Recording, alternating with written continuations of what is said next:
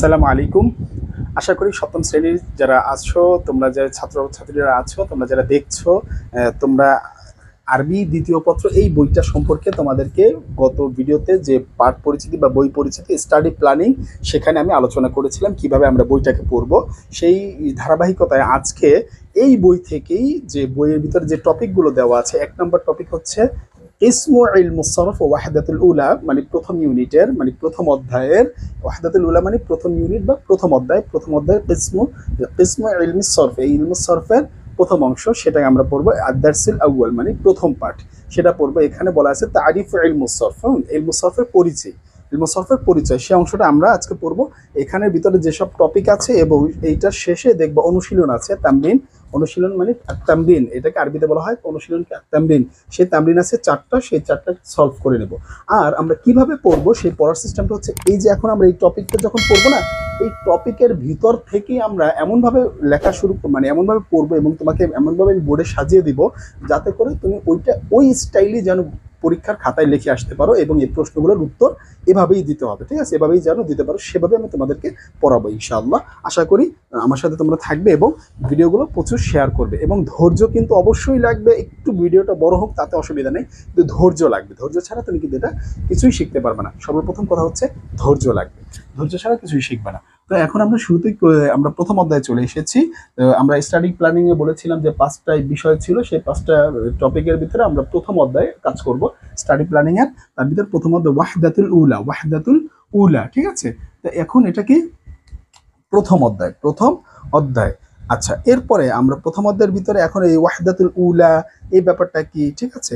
এটা হচ্ছে সিফাত মাউসুফ। এই ওয়াহদাতুল হচ্ছে মাউসুফ আর উলা হচ্ছে সিফাত। সিফাত আর মাউসুফ মানে মুরাক্কাবে তাওসিফি, মুরাক্কাবে তাওসিফি, এটাও তোমাদের আমরা বলে দিলাম, ঠিক আছে? শিখলে পুরোটা শিখবো, কোনো অংশ বাদ রাখবো না। কি ওয়াহদাতুল উলা হচ্ছে মাউসুফ, পরেরটা হচ্ছে সিফাত, সিফাত মাউসুফ, ঠিক আছে?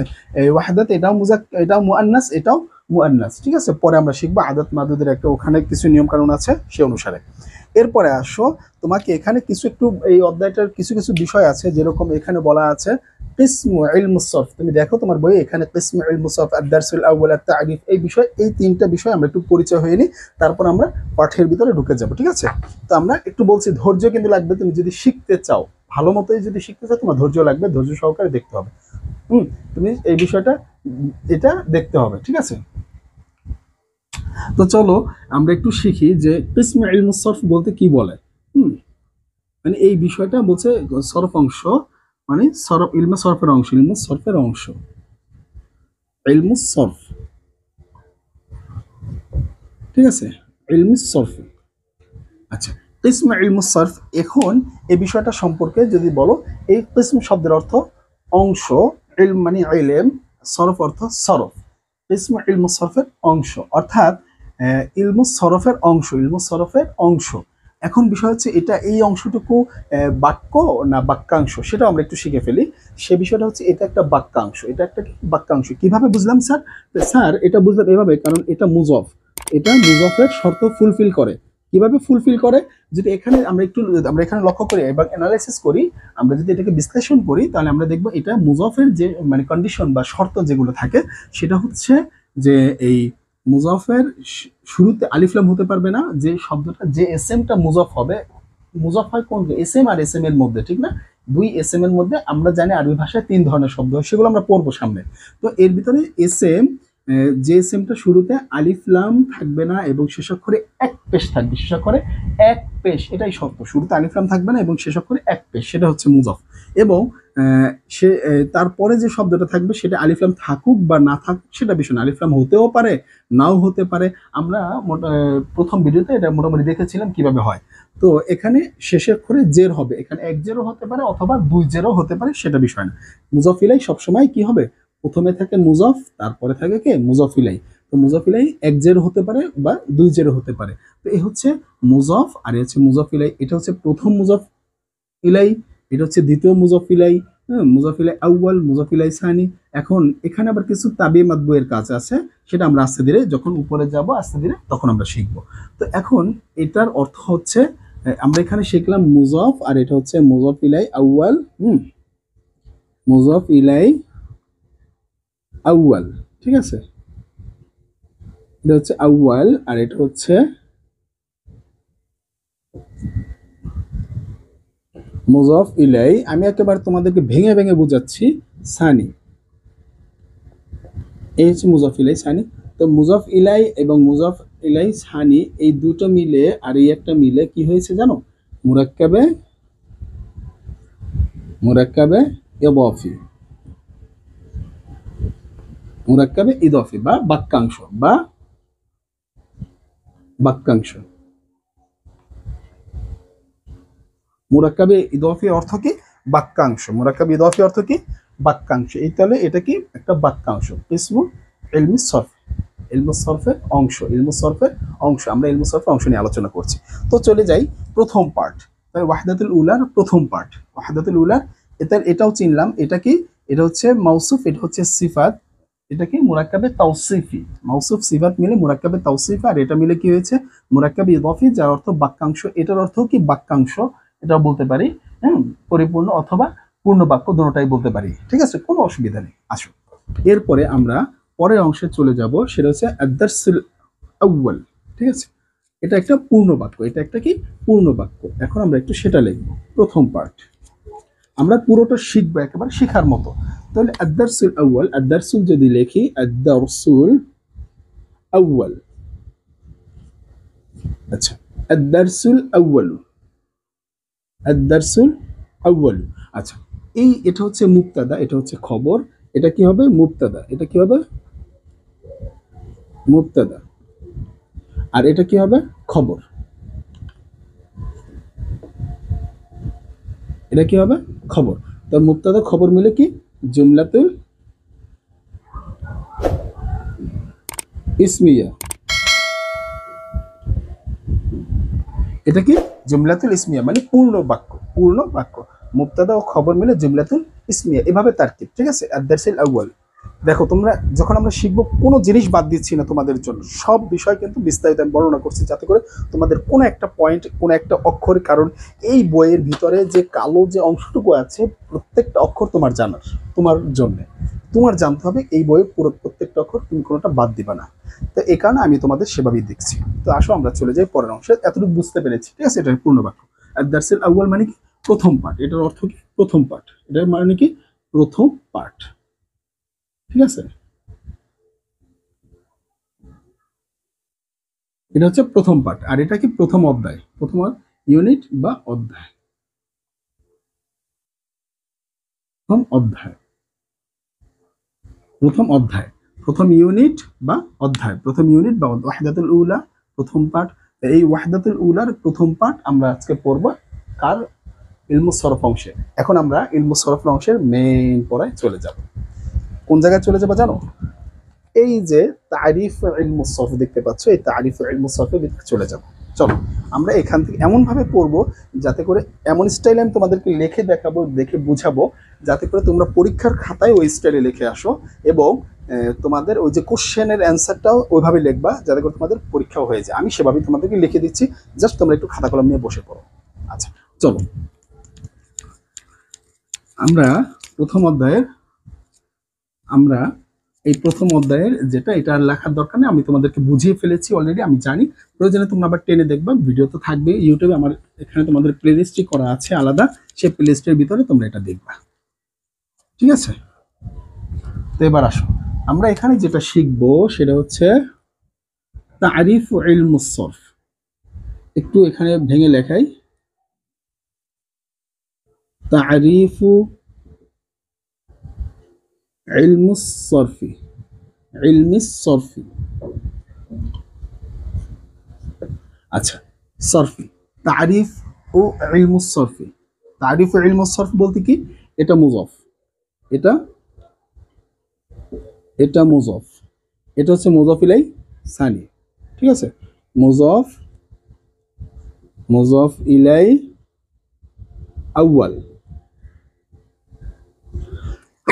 দুঃখিত, এটা হচ্ছে মুজাফ ইলাই সানি, মুজাফ ইলাই সানি। ঠিক আছে, তো এই দুটো মিলে কি তৈরি হয়েছে? দুটো মিলে কি তৈরি হয়েছে? টোটাল মুরাক্কাবে ইদাফি, মুরাক্কাবে ইদাফি, মুরাক্কাবে ইদাফি। দেখো মা বাক্যাংশ বা বাক্যাংশ, তারিফু ইলমুস সরফ, আর এটার অর্থ কি হলো? অর্থ হচ্ছে ইলমুস সরফের পরিচয়। হুম,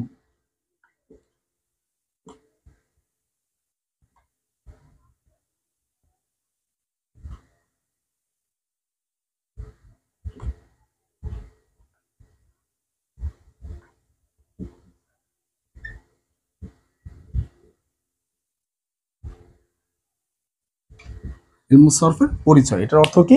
ইলমুস সরফের পরিচয়। তাহলে পুরোটা বিষয় তারকিব শিখলাম এবং এটার অর্থ পুরোটা একটা বাক্যাংশ, এই আমাদের বইতে দেওয়া আছে, ইলমুস সরফের পরিচয়। তো এখন চলো আমরা মেইন পড়ায় ঢুকে যাব, আর দেরি করব না, এখন থেকে আমরা মেইন পড়াটা পড়বো, ঠিক আছে? এখন থেকে আমরা মেইন পড়াটা পড়বো। তো এখন আমরা চলে যাই আমাদের এই বই সম্পর্কে প্রাথমিক যে ধারণা ছিল, আমাদের অধ্যায়ের শুরুতে যেসব বিষয়গুলো ছিল বিস্তারিত আলোচনা করেছি। এরকম আলোচনা ইনশাআল্লাহ আমরা তোমাদের সাথে করব, যাতে করে তোমরা স্যাটিসফাই হও এবং তোমাদের ভিতরে যেন কোনো প্রশ্ন না থাকে সেটা চেষ্টা করবে। এর পরেও যদি তোমাদের কোনোখানে প্রশ্ন থেকে থাকে, অবশ্যই কমেন্ট সেকশন তো ওপেন থাকবে, সেখানে তোমরা কমেন্ট করবা, আমরা ইনশাআল্লাহ তোমাদের সেই কমেন্ট উত্তর দেওয়ার চেষ্টা করবো। কমেন্ট। আচ্ছা, প্রথমে হচ্ছে ইলমুস সরফের পরিচয়, ঠিক আছে? ইলমুস সরফের পরিচয়, ইলমুস সরফ শব্দটা এখন যদি বলি যে ইলমুস সরফের পরিচয়,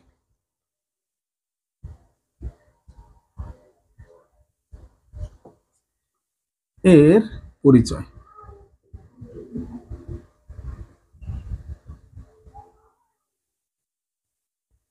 এর পরিচয়, ইলমুস সরফের পরিচয়টা কি? এখন থেকে আমরা দেখো তোমাদের এই বইয়ের 2 নম্বর পৃষ্ঠার শেষে লেখা আছে, প্রথম কোশ্চেনটা ইলমুস সরফের শাব্দিক ও পারিভাষিক অর্থ লিখো, ঠিক আছে? আমরা সেই প্রশ্ন ধরেই এইখানে যে বইয়ের শুরুতে যে লেখা আছে প্রায় অর্ধেক পৃষ্ঠা জুড়ে ইলমুস সরফের পরিচয়ের ভিতরে, সেই প্রশ্নের আগে কি আমরা উত্তরগুলো করার চেষ্টা করবো, ঠিক আছে? যাতে করে এমনভাবে পড়বো সেই প্রশ্নের উত্তরগুলো হাতে এসে যায়, ঠিক আছে? এখন ইলমুস সরফ, এই যে ইলমুস সরফ, এখানে দুইটা শব্দ, ইলম একটা শব্দ, সরফ আর একটা শব্দ, এই দুটো শব্দ নিয়ে দেখো তোমার প্রথম লাইনে লেখা আছে এই ইলমুস সরফ শব্দটা গঠিত, ইলমুস সরফ অংশটা গঠিত, ইলমুস সরফ অংশটা গঠিত। এর ভিতরে তোমরা যেভাবে লিখবা খাতায়, পরীক্ষার খাতায়, সেটাই যে শুরু হচ্ছে, আমি লিখছি এই যে, মনে করো এরকম স্টেপ করবা, প্রথমে স্টেপ করে কি লিখবা? মা'নাল লুগা, আরবিতে যদি লিখতে চাও বা বাংলায় লিখতে চাও, এটা হচ্ছে আবিধানিক অর্থ, লিখবা আবিধানিক,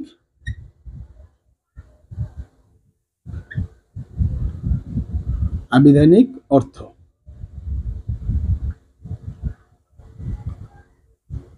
আবিধানিক অর্থ, ঠিক আছে? 1 নম্বরে ইলম, এভাবে খাতায় লিখবা ইলম, ইলম, এই যে ইলমুস সরফ, কার, এখানে একটু লিখে দেই ইলম, এর আবিধানিক অর্থ, ঠিক আছে? এর আবিধানিক অর্থ একটু চাপাই লিখি, তাহলে আরো সুন্দর হবে।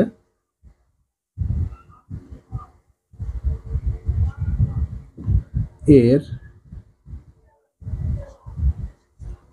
ইলমের আবিধানিক অর্থ 1 নম্বরে হচ্ছে জ্ঞান, 2 নম্বরে হচ্ছে জানা, 2 নম্বর হচ্ছে জানা, 3 নম্বরে হচ্ছে অবগত হওয়া,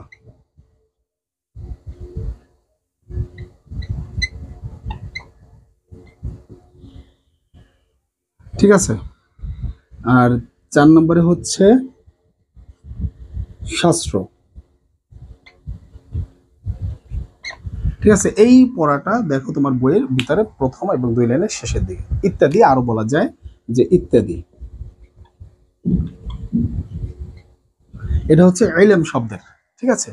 একইভাবে তুমি যদি চাও আবার সরফ অংশের, যে এটা গেল এখানে বা সরফ, সরফেরটা যদি আমি বলি, অর্থাৎ তোমরা কিভাবে লিখবা, ঠিক আছে? আগে এই ইলমটা এভাবে লিখবা খাতার ভিতরে লিখে, এরপরে এর নিচে আবার লিখবা, নিচে আবার লিখবে, এখানে লিখবা আসরফ, আসরফ আমি এখানে লিখে দেখাচ্ছি, যেহেতু তোমরা নিচে দেখবা আমার বোর্ড ছোট, তো এরপরে এটা লিখবা সরফের আবিধানিক অর্থ, ঠিক আছে? ডট ডট দিয়ে দিই অর্থ। তোমরা তো বুঝবাই, ঠিক না? আবিধানিক অর্থ। তাহলে কি লিখবা? এক নম্বরে কি লিখবা? পরিবর্তন। এক নম্বরে কি লিখবা? সরফ শব্দের অর্থ পরিবর্তন, পরিবর্তন। আচ্ছা, দুই নম্বরে কি লিখবা? দুই নম্বরে লিখবা যে যে রূপান্তর। দুই নম্বরে যে লিখবা রূপান্তর। তিন নম্বরে লিখবা ঘুরানো ফেরানো।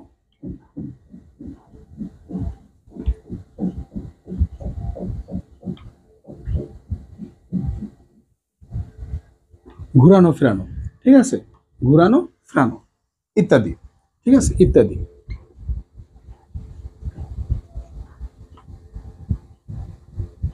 ইত্যাদি। আচ্ছা, মানে এই লেখাটা আগে লিখে তারপর এই লেখাটা লিখবা। তোমার খাতা দেখবা অনেকখানি ফিল আপ হয়ে গিয়েছে, তোমার খাতা ভরে গিয়েছে।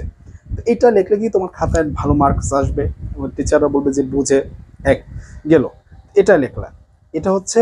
তো এখন এটা হচ্ছে আবিধানিক। প্রত্যেকটা শব্দে ইলম শব্দের অর্থ আমরা পেয়েছি 4টা এবং সরফ শব্দের অর্থ আমরা বের করেছি 3টা। তো এরকম বের করলাম। এখন এগুলো প্রত্যেকটা শব্দের আবিধানিক অর্থ। আবিধানিক মানে কি? যেটা ডিকশনারির ভিতরে ব্যবহার করেছে, যে অর্থটা ডিকশনারিতে ব্যবহার করেছে এটা অভিধান। আবিধানিক মানে কি? অভিধানের ভিতরে যে অর্থ। অভিধান মানে কি? ডিকশনারি। সেই ডিকশনারির ভিতরে যে অর্থ ব্যবহার করেছে সেখান থেকে আমরা নিলাম, আরবি ডিকশনারি থেকে। তো এই অর্থটা আমরা প্রত্যেকটা শব্দের অর্থ বের করলাম। এরপরে আমরা যেটা করব, এই দুটো শব্দ মিলে যে অর্থটা তৈরি করে একবারে সম্মিলিত অর্থ, এই ইলম এবং সরফ, এই দুটো শব্দের অর্থ কি হয়? দুটো শব্দ একত্রিত হয়ে কি শব্দ? একটা বাক্যাংশ তৈরি করেছে। হ্যাঁ, ইলমুস সরফ মানে সরফের মানে রূপান্তর বা পরিবর্তনের জ্ঞান। সেটা আমরা এখন একটু দেখি। আবিধানিক অর্থ পেয়েছি, এরপরে কোনটা? আমরা পারিভাষিক। এই আবিধানিক অর্থের সাথে এখন যেটা আমরা লিখবো সেটাও সম্পর্কিত, ঠিক আছে? তো আমরা একটু মুছে ফেলি। এটা মুছে ফেলি, এটা বুঝতে পেরেছি। এটা যেহেতু বুঝতে পেরেছি, তোমরা, আমি জানি তোমরা খাতে উঠে ফেলেছ। এর পরেও তোমাদের যদি কোনো প্রশ্ন থেকে থাকে অবশ্যই কিন্তু কমেন্ট সেকশন ওপেন আছে, তোমরা কোশ্চেন করবা। এরপর আসো, তাহলে টোটাল বিষয়টা হলো কি? টোটাল বিষয়টা হলো ইলমুস সরফ, ইলমুস সরফি, ইলমুস সরফি, ঠিক আছে? ইলমুস সরফি। তাহলে এর অর্থ, এর অর্থ, অর্থ হলো, অর্থ হলো পরিবর্তনের জ্ঞান, পরিবর্তনের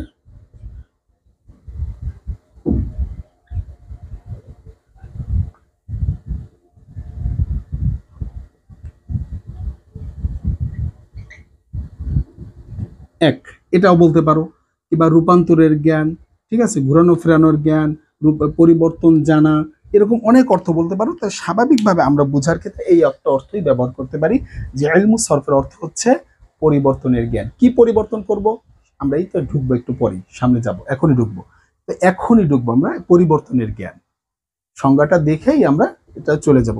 তাই ইলমুস সরফে এটা আবিধানিক অর্থ দেখলাম, এবং শেষে এই কথাটুকু লিখে দিব খাতায়, যে পরিবর্তনের জ্ঞান। দেখো তোমার 1 নম্বর কোশ্চেন, তুমি তাকিয়ে দেখো, তোমার অর্থ হয়ে গেছে। এখানে ছিল আবিধানিক অর্থ ও পারিভাষিক অর্থ, এখন আমরা পারিভাষিকে ঢুকবো।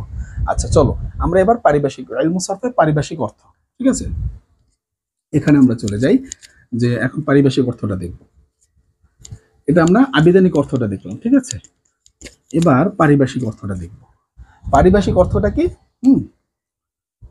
বা সংজ্ঞা, ঠিক আছে? এখানে যে বিষয়টা বলছে পারিভাষিক অর্থ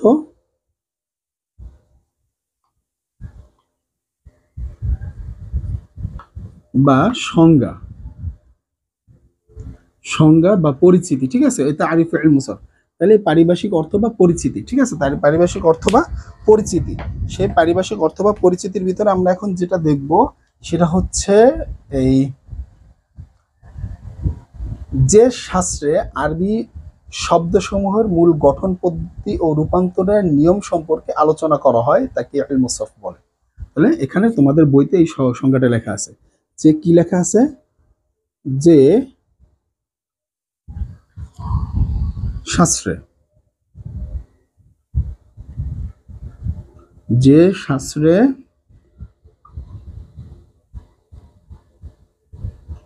আরবি শব্দের, কিন্তু ভাষার না, বাক্যের না, কি বলছে? শব্দের মূল গঠন, কি গঠন? মূল গঠন, মূল গঠন পদ্ধতি,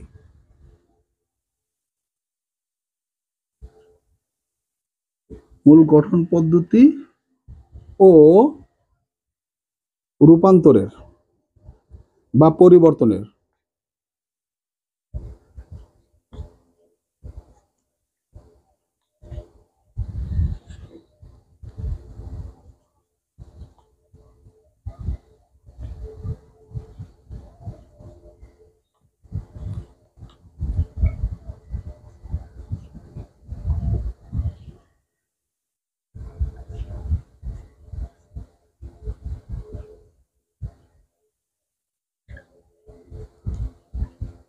আমি কিন্তু তোমাদেরকে ডিরেক্ট লিখে দেখাচ্ছি, ঠিক আছে? নিজে মুখস্থ ভাষা কিছু বলছি না, ঠিক আছে? যাতে করে তোমরা পারো, ঠিক আছে? করা হয়, তাকে কি বলা হয়? এটা কিন্তু র না, ঠিক আছে? এটা হ, অন্ত্যেষ্টিয়, ঠিক আছে? এটা হয়, করা হয়, তাকে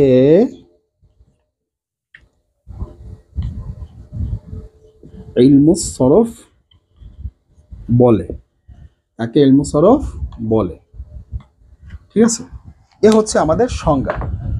এবার আসো সংজ্ঞার ভিতরে কি আছে, এই সংজ্ঞাটা একটু ভালো করে বুঝি। তোমরা চাইলে এখানে আরবি সংজ্ঞাটা আছে, আরবি সংজ্ঞাটা আমি তোমাদের বলে দিচ্ছি, তারপর বলে দিব আরবি সংজ্ঞাটা আমি বুঝিয়ে দিব।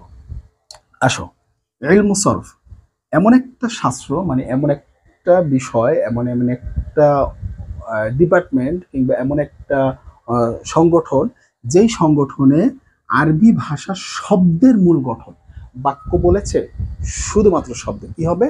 ইলমুস সরফের কি কাজ?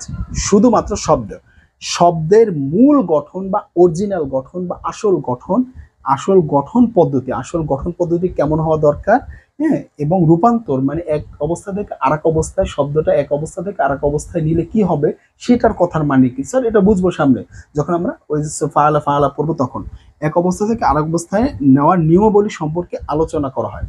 এক অবস্থা থেকে আরেক অবস্থায় নেওয়ার যে নিয়মাবলী আছে, নিয়ম পদ্ধতি আছে, সেই নিয়ম পদ্ধতি সম্পর্কে আলোচনা করা হয় এই ইলমু সরফ শাস্ত্রে, তাকে আমরা ইলমু সরফ বলি। এটা গেল আমার বাংলা, এটা আমি লিখে দিই।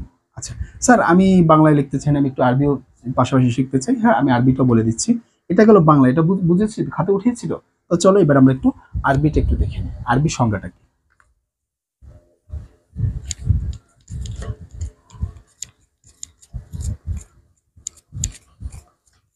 আরবি সংজ্ঞাটা হচ্ছে ইলমুন, হুয়া ইলমুন বলবা, যে হুয়া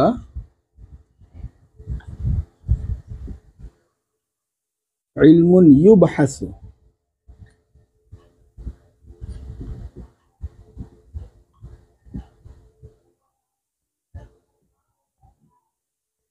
ইউবহাসু ফিহি আনিল আন হাইআতি,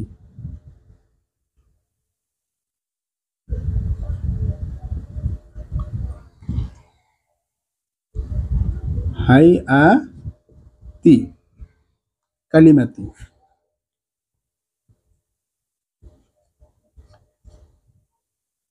হাইআতিল কালিমাতি ওয়াত তাহবিল। এবার একটু নিচে লিখি, ওয়াত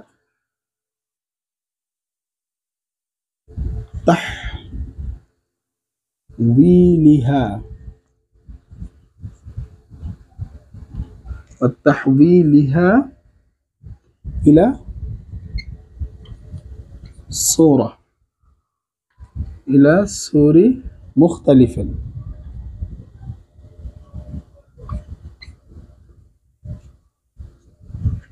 মুখতালিফা,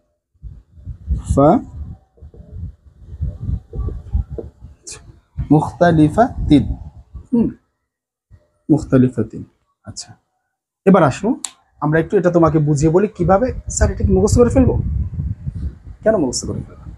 তুমি আরবি এই যে বাংলা ভাষা বলছো, তুমি এটা কি মুখস্থ করে ফেলেছো না এমনি শিখেছো? এরপরে কোনখানে কোন শব্দটা, কোনখানে কোন বাক্যটা ব্যবহার করবে সেটা সম্পর্কে তুমি জানো না?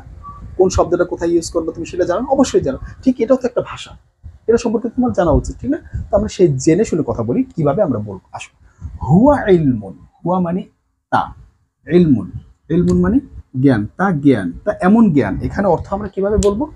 হুয়া ইলমুন, তা এমন জ্ঞান, ইউবহাসু আলোচনা করা হয়। এটা কি আমরা ওই সামনে যখন শিখবো সিগাগুলো তখন আমরা শিখবো এটা মুদারি মাজহুর।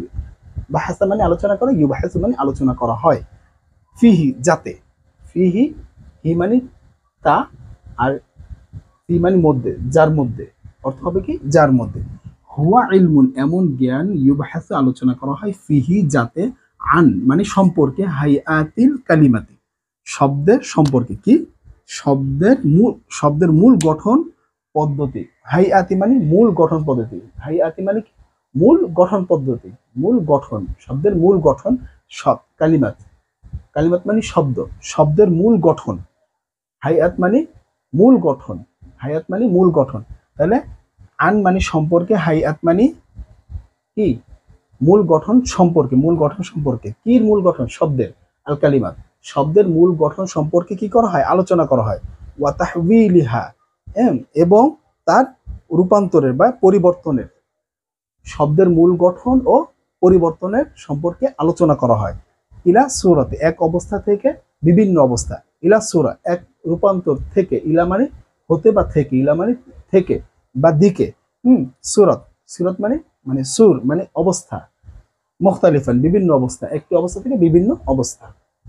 তাহলে কিভাবে এখন আবার বলে দিই, হুয়া ইলমুন এমন জ্ঞান, ইউবহাসু আলোচনা করা হয়, ফিহি যাতে, হুয়া ইলমুন ইউবহাসু আন, ইউবহাসু ফিহি এমন জ্ঞান যেখানে আলোচনা, যাতে আলোচনা করা হয়, আনিল হাইআতিল কালিমা শব্দের মূল গঠন সম্পর্কে, আন মানে সম্পর্কে, হাইআত মানে মূল গঠন, কালিমাত মানে শব্দ, শব্দের মূল গঠন সম্পর্কে আলোচনা করা হয়। ওয়া তাহওয়িলিহা এবং পরিবর্তন বা রূপান্তরের সম্পর্কে আলোচনা করা হয়। তাহলে কি আনিল হাইআতিল কালিমাতি ওয়া তাহওয়িলিহা শব্দের মূল গঠন এবং রূপান্তর সম্পর্কে আলোচনা করা হয়, এবং এক অবস্থা থেকে আরেক অবস্থা, বিভিন্ন অবস্থার প্রেক্ষিতে।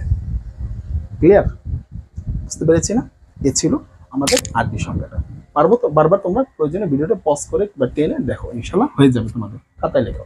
আচ্ছা, এরপরে আসো আমরা পারিভাষিক, এটা লিখবো কখন? ওই যে আবিধানিকটা লেখার পরে, এরপরে পরিচয় দেওয়ার পরে তুমি তারপর নিচে যে খাতার নিচে যে যখন লিখবে তখন এটা লিখবা, ঠিক আছে? এটা লিখে তারপরে তুমি খাতাটা ফিল আপ করবা, তোমার প্রশ্নের উত্তর দিবা। আচ্ছা, এবার আসো, এরপর হচ্ছে ইলমুস সরফের আলোচ্য বিষয়। হ্যাঁ, এর আলোচ্য বিষয়, হ্যাঁ এর আলোচ্য বিষয়, এটা গেল পরিচিতি। তাহলে ইলমুস সরফের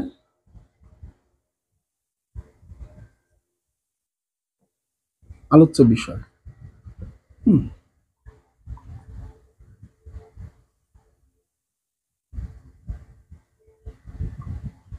আলোচ্য বিষয়, আলোচ্য বিষয়, এর আলোচ্য বিষয় কি? ইলমুস সরফের আলোচ্য বিষয় কি? ইলমুস সরফের আলোচ্য বিষয় হচ্ছে রূপান্তরশীল ফেয়েল এবং পরিবর্তনশীল ফেয়েল এবং ইসমুল মুতামাক্কিন, অর্থাৎ যে এসএমগুলোর শেষে বিভিন্ন অবস্থা সৃষ্টি হয়। এখানে বলেছে সকল রূপান্তরশীল ফেয়েল এবং সকল ইরব গ্রহণকারী ইসেম, কথা এটা বলা আছে, ঠিক আছে? এটা আরবিতে বলা আছে। তো এটার অর্থ মানে যে সব ফেল পরিবর্তনশীল, এক অবস্থা থেকে আরেক অবস্থায় নিয়ে যাওয়া যায় সেই সব ফেল, মানে যেমন দরবা, এই দরবাকে ইয়াদরিবু, ইয়াদরিবু থেকে লাইয়া দরিবা, লাইয়া দরিব থেকে লাম ইয়াদরিব, এরপরে সেখান থেকে ইদরিব, তারপরে কি লা তাদরিব, তারপরে কি দারিবুন, এরকম বিভিন্ন পঁয়ষট্টি ভাঁজ ঘোরা যায় আমরা মিজানে যখন শিখবো। এই অবস্থা থেকে আরেক অবস্থায়, আরেকটা কি মাজরুবুন, মাদরবা, এরকম যখন শিখবো এই একটা অবস্থা থেকে বিভিন্ন অবস্থায় যাওয়া যায়, সেটাকে বলা হয় রূপান্তর। বুঝতে পেরেছো? এটা হচ্ছে রূপান্তর। আচ্ছা, এরপর যদি তোমাদের বুঝতে কষ্ট হয় অবশ্যই কমেন্ট সেকশন আছে, আমি তো মুখে বলে দিলাম, তোমরা একটু ভালো করে শুনে নাও, প্রয়োজনে খাতায় একটু লিখে নাও। তো এরপরে এই হচ্ছে রূপান্তর। তো এটা আরবিতে বলা হচ্ছে, আরবিতে তোমার এখানে দেখো বলা আছে আফআলুল মুতাসাররিফা, সমস্ত রূপান্তরশীল ফিইল, সমস্ত রূপান্তরশীল ফিইল, ওয়া আসমাউল মুতামাক্কিনা এবং ইরব, যে ইসমের শেষে ইরব মানে জবর জের পেশের পরিবর্তন হয় সেই সকল ইসম। এইগুলো হচ্ছে রূপান্তরশীল। আচ্ছা, এটার আলোচ্য বিষয় হচ্ছে সমস্ত সমস্ত বাংলা ভাষায় বলি পরিবর্তনশীল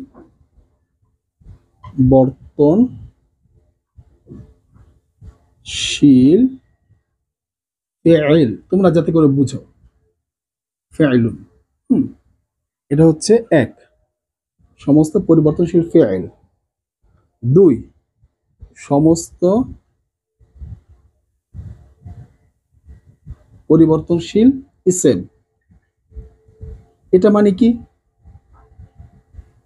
স্যার? এটা বুঝলাম না। অর্থাৎ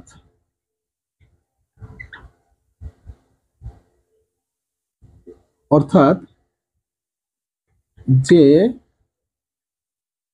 ইসেম এর শেষ হরফে জবর,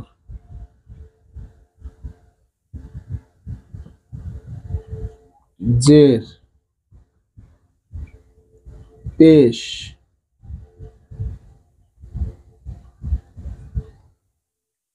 পরিবর্তন ঘটে।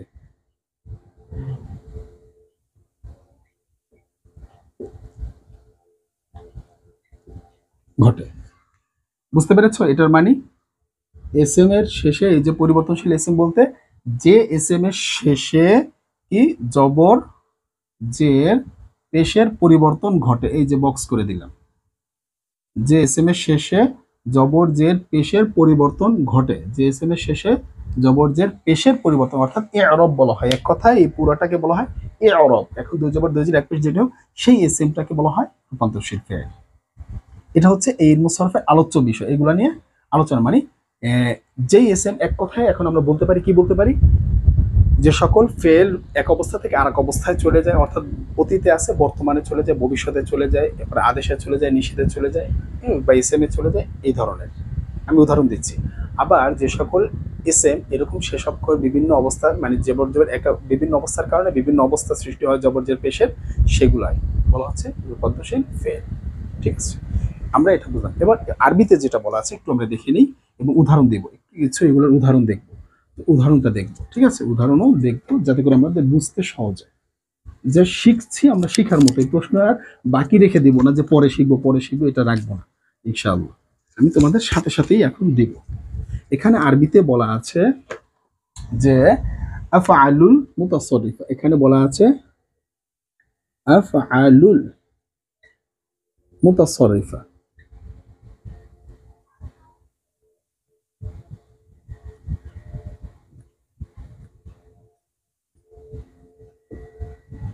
আফআলুল মুতাসাররিফা এবং ওয়া আসমাউল মুতামাক্কিনা।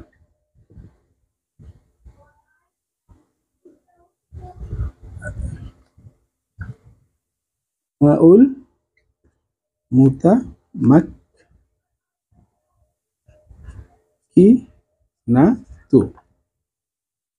আচ্ছা, একটু দেখা যাচ্ছে কিনা দেখি। হ্যাঁ, দেখা যাচ্ছে। দেখো, এখানে বলছে আসমা আফআলুল মুতাসাররিফা, আর একটা বলেছে কি আসমাউল মুতামাক্কিনা। ওই কথাটাই রূপান্তরশীল ফেল এবং রূপান্তরশীল এসএম।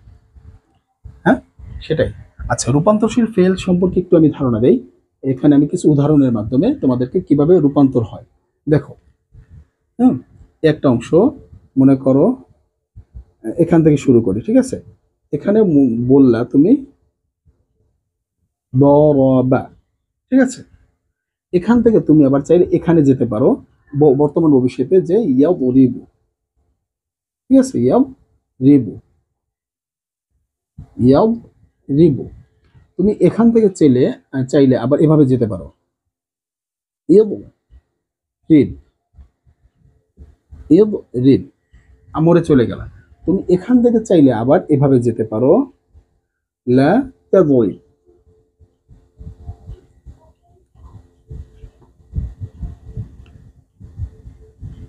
আবার এখান থেকে চাইলে তুমি এভাবে যেতে পারো, বরি বুন, ইসমে ফাইলে।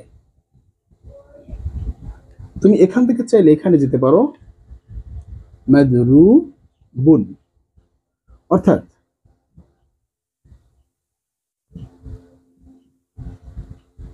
এভাবে করে তুমি এক অবস্থা দেখো, শব্দ ছিল কি মূলত দরাবা, দ রবা, এই একই জিনিস প্রত্যেকটা শব্দের ভিতরে আছে।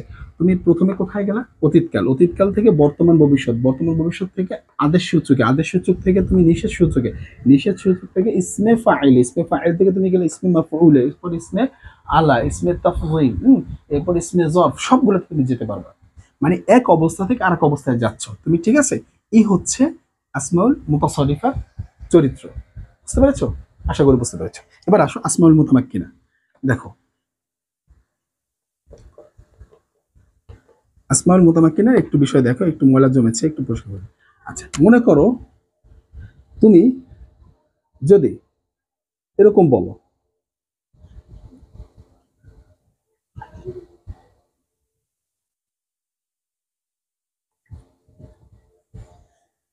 ইসমুল্লাহি, ইসমুল্লাহির রহমানির রহিম, বিসমিল্লাহ যে বলছো, ঠিক আছে, বাটা বাদ দিয়ে ইসমুল্লাহির রহমানির রহিম বলছো, ঠিক আছে? এখন এখানে দেখো শেষে কি আছে? পেশ আছে, এটা শেষে কি আছে? জের আছে, ঠিক আছে? এখন এই এসএমটাকে কোনো একটা কারণে পরিবর্তন করব, বিভিন্ন অবস্থা যে বলেছি, বিভিন্ন অবস্থার কারণে পরিবর্তন হবে, ঠিক আছে? সেই পরিবর্তনটা এখন আমরা একটু দেখি কিভাবে করব। এই জের জেরই থাকবে, কি করব, এই সিনের শুরুতে একটা বা যুক্ত করে দেব, বিসমি। এখন এই বাটা যুক্ত করার কারণে এই পেশটা আর থাকবে না, পেশটা হয়ে যাবে জের, বিসমিল্লাহি। এই যে জেরটা হলো, এই যে বাটা এসে যেটা পরিবর্তন করলো, এইটাকে বলা হবে বিভিন্ন অবস্থা বা হরফ। আমরা এগুলো পড়বো। এই বিভিন্ন অবস্থার কারণে এসএম এর শেষের যে পরিবর্তন হলো, এইটাই হচ্ছে আসমাউল মুতামাক্কিনা। যেতে পেরেছি? আশা করি বুঝতে পেরেছি। এরকম হাজার হাজার লক্ষ লক্ষ তোমাকে এরকম পরিস্থিতির সাথে তোমাকে সম্মুখীন হতে হবে। জাস্ট একটা বোঝানোর ক্ষেত্রে, জাস্ট এত বড় যেন না হয় সে বোঝানোর ক্ষেত্রে করলাম। ক্লিয়ার? আশা করি আমরা বুঝতে পেরেছি। আচ্ছা, এরপরে আমরা এটা মুছে ফেলি, আলোচ্য বিষয় চলে গেল, এরপর উদ্দেশ্য। আমরা উদ্দেশ্যে চলে যাই, আমরা ইলমুস সরফের উদ্দেশ্যে চলে যাব। আলোচ্য বিষয় উদ্দেশ্য। উদ্দেশ্যটা কি? উদ্দেশ্যটা কি? উদ্দেশ্য, আমরা ইলমুস সরফের উদ্দেশ্যে যাই। ইলমুস সরফের যদি একটু উদ্দেশ্যটা দেখি, সেটা হচ্ছে এই যে এখানে উদ্দেশ্য বলা হচ্ছে যে আরবি ভাষার শব্দসমূহ এর ক্ষেত্রে ভুল ভ্রান্তি হওয়া থেকে আমার জিহ্বাকে বাঁচিয়ে রাখা এবং আরবি লেখার ক্ষেত্রে ভাষার নিয়মকানুন অনুসরণ করা। কি বলা আছে? যে উদ্দেশ্য হচ্ছে কি, যে মূল কথাটুকু আমি লিখে দিই, ঠিক আছে? ভুল ভ্রান্তি থেকে বাঁচিয়ে রাখা। এক নম্বর কথা হচ্ছে নিজেকে, নিজেকে ভুল ভ্রান্তি, ঠিক আছে, ভুল ভ্রান্তি হওয়া থেকে বাঁচানো, বাঁচিয়ে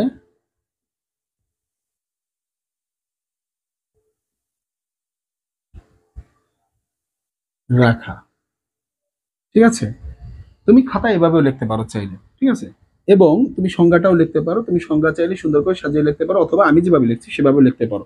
2 নম্বরে, হুম, আরবি লেখার ক্ষেত্রে ভাষার নিয়মকানুন অনুসরণ করো। আরবি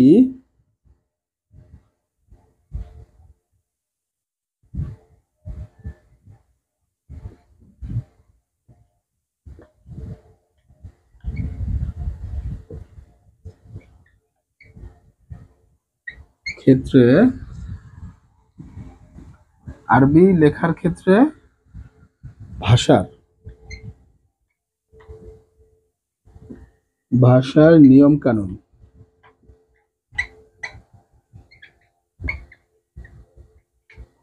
নিয়মকানুন অনুসরণ করা।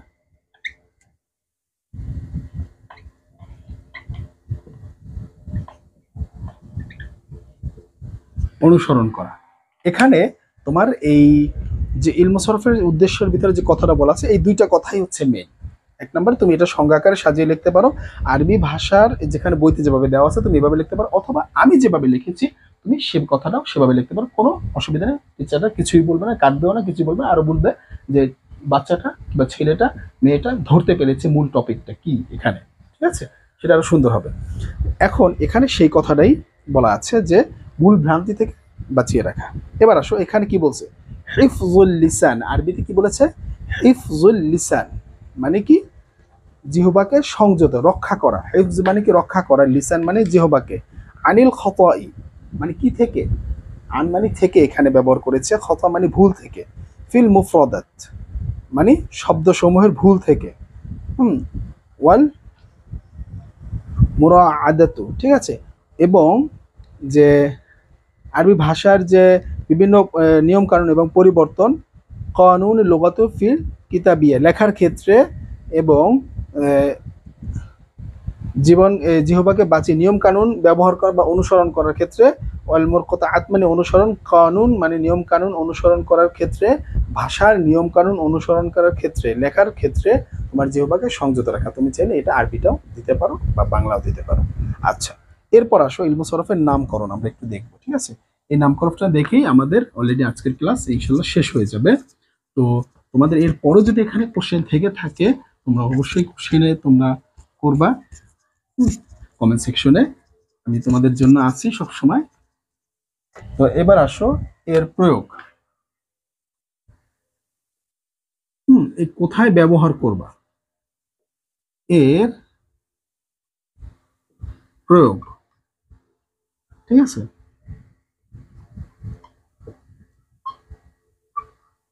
এর প্রয়োগ, ইলমু সরফের প্রয়োগ,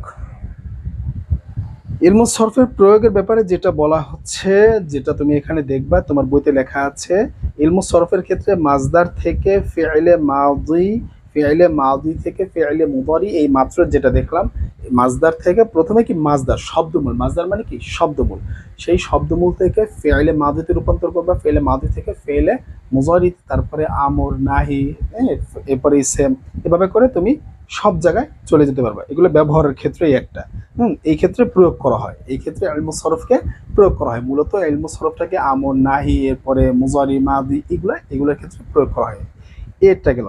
আসমাউল মুতামাক্কিনার ক্ষেত্রে মুফরাদ বা এক বচন যে শব্দগুলো, বা এক বচন, দ্বিবচন, বহু বচন, এবার পরে পুরুষ স্ত্রীবাচক যে শব্দ, এবারে নির্দিষ্ট অনির্দিষ্ট ইত্যাদি, এই গঠনের মাধ্যমে ইলমু সরফ প্রয়োগ করা হয়। ইলমু সরফ ফিআইলের ক্ষেত্রে কিভাবে প্রয়োগ করা হয়, ইলমু সরফকে ফিআইলের ক্ষেত্রে, ইলমু সরফে তাহলে প্রয়োগটা হবে দুই ধরনের, এর প্রয়োগ দুই ধরনের, এর প্রয়োগ দুই ধরনের।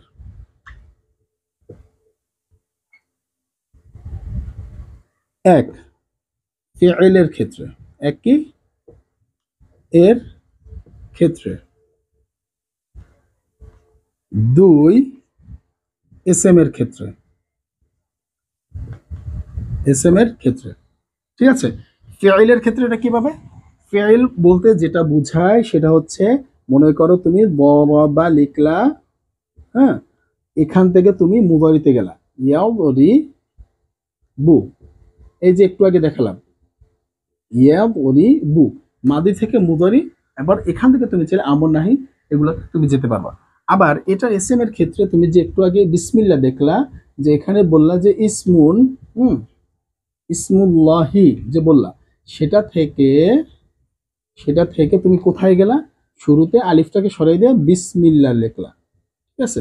মিমের নিচে এই যে জের দিলা, এই যে পেশটা জের হয়ে গেল, এটা কাটাকাটি, হ্যাঁ, এখানে জেরই রইলো, বিসমিল্লাহি, এই যে এইরকম ধরনের যে পরিবর্তনগুলো হয়, এই যে এসএমটা ইসমুন, এই এসএমটা মূলত এসএম, তো এই এসএমটা যে পরিবর্তন ঘটাইলো, এই যে শুরুতে বাটা এসে শেষে এটাকে হরফে জার বলা হয়, এইরকম ধরনের এসএম এর ক্ষেত্রে এগুলো ইলমু সরফ প্রয়োগ করা হয়। তাহলে এই দুইটা ক্ষেত্রে ইলমু সরফকে মানে প্রয়োগ করা হয়। প্রয়োগের সিস্টেমটা বুঝলাম, বুঝছি কিনা, এইভাবে করে তোমরা খাতায় লিখবে। এবার আসো, আমি তোমাদেরকে বলেছিলাম আত-তামরিন, এতক্ষণ যা এই ভিডিওতে আমার সাথে যে তোমরা পড়েছো, তোমরা তোমাদের এই বইয়ের শেষে 4টা কোশ্চেন দেওয়া আছে। 1 নম্বর বলছে ইলমুস সরফের পরিচয়, মানে শাব্দিক ও পারিভাষিক অর্থ। আমরা সব শিখেছি না? পারবো কিনা দেখো তো। এই ভিডিওটা যদি শুরু থেকে মনোযোগ সহকারে পড়ে থাকি, বুঝে থাকি, তাহলে 1 নম্বর প্রশ্নের উত্তর পারবো না? আমি তো সেভাবেই তোমাদের সাথে আলোচনা করেছি, যদি মনোযোগ দিয়ে কেউ দেখে থাকো। অবশ্যই তোমার পৃষ্ঠার শুরুতেই কিন্তু এগুলো দেওয়া আছে। এই যে বইয়ের পৃষ্ঠার শুরুতেই তুমি কই পাবা, এই যে ইলমুস সরফের পরিচিতি, সেখানে কিন্তু এই কথাগুলো দেওয়া আছে, এই যে পারিভাষিক সংজ্ঞাও দেওয়া আছে। ঠিক না? আমি আরবিও দেখিয়েছি, বাংলাও দেখিয়েছি। এরপরে কি, ইলমুস সরফের আলোচ্য বিষয় ও উদ্দেশ্য ও প্রয়োগ বর্ণনা করো। এই যে এখানে আলোচ্য বিষয়ের ভিতরে বিস্তারিত আমি আলোচনা করেছি, এই যে উদ্দেশ্য এখানে আমি বিস্তারিত আলোচনা করেছি, এরপর এই যে প্রয়োগ এখানে আমি আলোচনা করেছি। ঠিক আছে, এটা হচ্ছে বিষয়। এরপরে কোন প্রকারের শব্দ ইলমুস সরফ প্রয়োগ হয়, উদাহরণ সহ লেখো। এই যে কোন প্রকারের শব্দ, যে ফেলগুলো রূপান্তর হয় এবং যে এসএম গুলো রূপান্তর হয়, যে ফেলগুলো রূপান্তর হয়, যে এসএম গুলো রূপান্তর হয়, সেই সকল ক্ষেত্রে ইলমুস সরফ প্রয়োগ করা হয়। এই মাত্রই তো শিখলাম আমরা, এখানে যে লেখা আছে ইলমুস সরফের প্রয়োগ। আর নামকরণ করেছে কেন? সরফ অর্থ রূপান্তর, এখানে ইলম শব্দ জ্ঞান, সরফ অর্থ রূপান্তর, এর মাধ্যমে একটু বাংলা ভাষায় পড়লেই তুমি পারবা যে নিয়ম কানুনের পদ্ধতি জানা হয়, তাই একে ইলমুস সরফ বলা হয়। এটা না বোঝার কিছু নেই, এটা আমি আলোচনা করলাম না। কিন্তু 3 নম্বর প্রশ্নটা তোমাদের কাছে অনেকের কাছে জটিল লাগতে পারে, তোমরা একটু ভালো করে খেয়াল করো। বলছে কোন প্রকারের শব্দ, এমন কোন প্রকারের শব্দ, মানে প্রকারের শব্দে ইলমুস সরফ প্রয়োগ করা হয়, কোন প্রকারের শব্দে, যে সকল শব্দ পরিবর্তন হয়, রূপান্তরশীল হয়, এই যে এসএম বা ফেল, এই যে এই ধরনের শব্দের ক্ষেত্রে ইলমুস সরফ প্রয়োগ করা হয়, সে কথাটা বলবা। হ্যাঁ, উদাহরণ লেখো। এই যে উদাহরণগুলো লেখা আছে, উদাহরণগুলো লেখা আছে, তুমি তাহলে কি বলবা? আসমাউল আফআলুল মুতাসররিফা, আফআলুল মুতাসররিফা এবং আসমাউল মুতামাক্কিনা, এদের ক্ষেত্রে ইলমুস সরফ প্রয়োগ করা হয়। উদাহরণ, ফেলের ক্ষেত্রে এই উদাহরণ, ইসম এর ক্ষেত্রে এই উদাহরণ। বুঝে গেছে? বুঝলে। 4 নম্বর, ইলমুস সরফের নামকরণের কারণ উল্লেখ করো। এই যে ইলমুস সরফের নামকরণ বাংলায় ছোট হাতের বলাই আছে, যে সরফ শব্দের অর্থ রূপান্তর, ইলম শব্দের অর্থ, ইলমুস সরফের মাধ্যমে আরবি ভাষার শব্দসমূহ বিভিন্ন রূপান্তর করার নিয়ম পদ্ধতি জানা যায়। এটা তো না বোঝার কিছু নেই, ঠিক না? যেই জ্ঞানের মাধ্যমে বিভিন্ন রূপান্তর সম্পর্কে জানা যায়, আরবি ভাষার যে শব্দ, সেই শব্দের বিভিন্ন রূপান্তর, আরবি ভাষার কি শব্দ, বাক্য না কিন্তু, আরবি ভাষার শব্দ সম্পর্কে বিভিন্ন রূপান্তর সম্পর্কে জানা যায়, তাকে কি বলা হয়?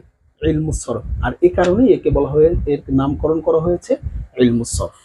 আশা করি আমরা প্রথম অধ্যায় সুন্দরভাবে ভালোভাবে অধ্যায়টা শেষ করতে পেরেছি। এরকম ভাবে তোমাদের জন্য প্রত্যেকটা টপিক আলোচনা করা হবে ইনশাআল্লাহ। আশা করি এরপরে তোমরা কোনোদিন আর আরবিতে সংশয় কিংবা আরবিতে কোনো সমস্যা অনুভবই করবে না, চেষ্টা করব সেভাবে দেওয়ার। হ্যাঁ, আজকে এই পর্যন্তই। তোমরা যদি কোশ্চেনগুলো না বুঝে থাকো, তাহলে আমি কোশ্চেনের উপর আলাদা ভিডিও করব।